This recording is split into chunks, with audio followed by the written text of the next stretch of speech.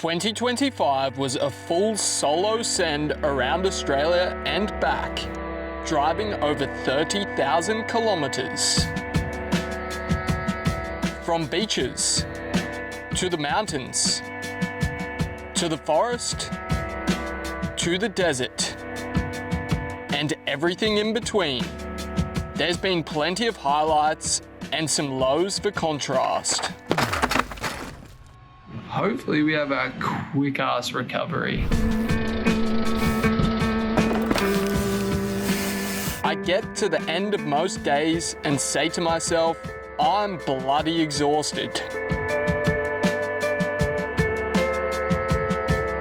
Life moves fast and so much can happen in one day, let alone 365 of them.